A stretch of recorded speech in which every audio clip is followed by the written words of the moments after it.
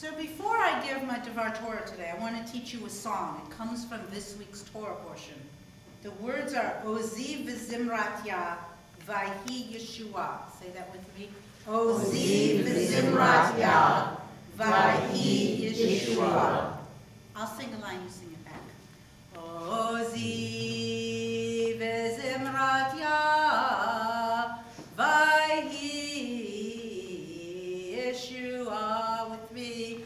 Ozi v'zimrat ya vayhi Yeshua. And for those of you who always think I pitch too low, there's a higher part. Ozi v'zimrat ya vayhi Yeshua. Ozi v'zimrat ya vayhi Yeshua. Let's try both of them together. You sound great. Ozi v'zimrat ya vayhi Yeshua. Ozi v'zimrat ya vayhi Yeshua. Ozi v'zimrat ya vayhi Yeshua. Ozi v'zimrat ya vayhi Yeshua. That's great.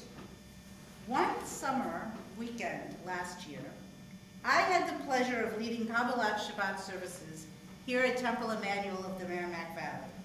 And then Shabbat afternoon, quietly davening mincha outdoors.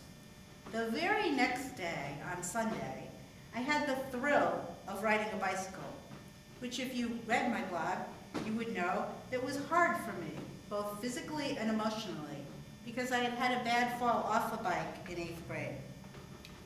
It was important for me to conquer that fear in that moment, at least for that moment, because I was riding with passion in order to complete those 6 miles. It was to support a domestic violence program and a family that I know personally. The Ride for Live was in memory of a young girl who was shot to death in her own home by her own father. Shocking, yes. But this happened in Westford, and I play volleyball with her mother, who was also critically wounded in the attack. The mother survives. She was at the bike ride, even smiling and laughing. I'm not entirely sure where she gets her strength from. We have friends who are searching for spirituality. They crave a sense of the divine presence. They want to find meaning in their lives. They want to discuss deep topics. We have other friends who want to make a difference in the world. They champion the rights of people less fortunate. They staff soup kitchens and shelters. They work for human rights. They discuss the political issues of the day and are students of history. They can be counted on to roll up their sleeves, get their hands dirty with whatever needs to be done. Both groups think this is what Judaism requires of them. But that's not quite true. My mother's favorite verse came from Micah. What does the Lord require of you? To do justly, to love mercy, and to walk humbly with your God. It's not spirituality or social action. One is not better than the other. Both are necessary. I never used to describe myself as spiritual. In fact, at rabbinical school, I would often skip mincha because there was so much I thought I needed to do in my every very busy day. Phone calls to business colleagues, congregants and families, making sandwiches for the midnight run to feed the homeless on New York City streets, meeting with a chavruta study partner or an advisor, cramming for an afternoon test, and, oh yes, it'd be nice to squeeze in a couple of minutes for lunch. Mincha didn't seem to speak to me. It seemed like a waste of valuable time. However, by the end of rabbinical school, I found I needed it. It was the gift that the word mincha means, giving me the time to reflect and center myself. There is still too much to do. More homeless to house, more hungry to feed, more families in crisis. But I can do it better if I've taken some time out. Last year I was given a little book, The Active Life by Parker Palmer, a Quaker, who makes exactly this point. In order for him to be most effective in improving the world, he needs a balance of action and spirituality. I guess I'm beginning to achieve that balance if, while balancing on that bike, my thought was a song, the one we just sang. Ozi vezimrat ya vayhi Yeshua. My strength is God's song. This song comes from this week's Torah portion.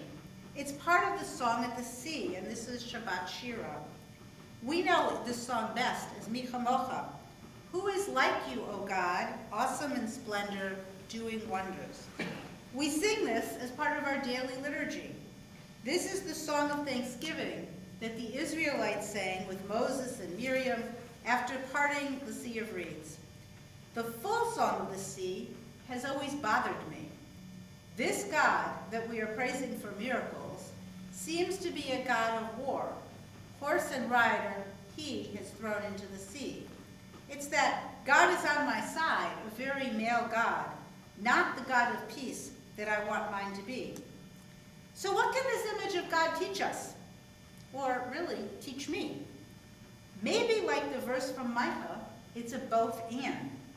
God has what we consider to be both male and female attributes, and we need both. It's not an either or.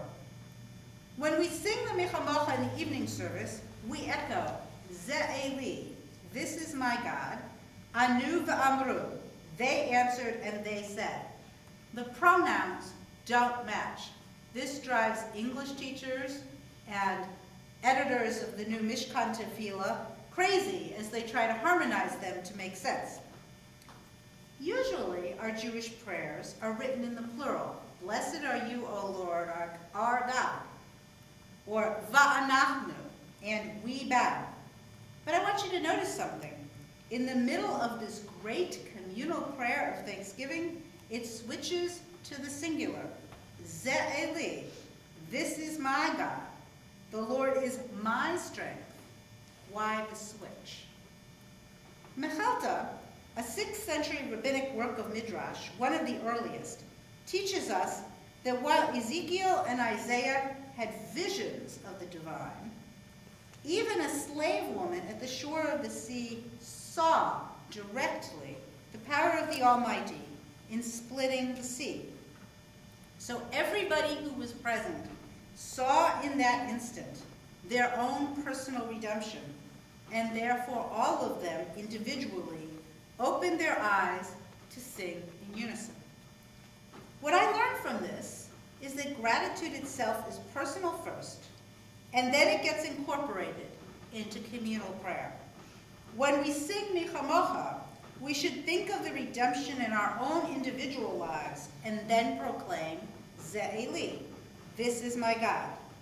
This parallels the teaching for Pesach, that we should tell our children on that day what the Lord did for me when I went forth from Egypt. It's about how we personally were removed from the narrow straits, how we were personally freed from Egypt. So we sing, like we sang at the beginning, Ozi vezimrat ya vayhi Yeshua. The Lord is my strength and my might and my song. He is my salvation and my deliverer. Zimrat can either be read as might, as Rashi does, or as song. Either way, it's an expression of deep gratitude, and I suspect the double entendre was intentional. I sing it with that kavanah, that intention as I affirm that God is my strength and my song. I suspect it is that which gives the mother her strength as well as she continues on. It's really clear from all of this for me and my bike riding song that spirituality, social action, male and female images of the divine, we need all of it. Would you expect any less? There is a time to discuss spirituality and just luxuriate in the presence of the divine as we're doing here. Whether that means singing a song, davening mincha, sharing a Torah text. And then there is time to do a project. Feed the hungry, clothe the naked, pursue peace. Our God demands both. Ken Yehi Ratzah.